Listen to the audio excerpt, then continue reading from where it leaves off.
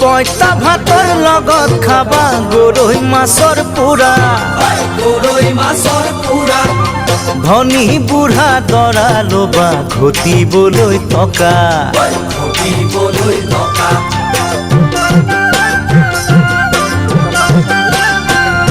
ওই পইতা ভাতৰ লগত খাবা গৰৈ মাছৰ পোৰা, গৰৈ মাছৰ পোৰা। ধনী বুঢ়া দৰা লবা ঘটিবলৈ টকা, ঘটিবলৈ টকা।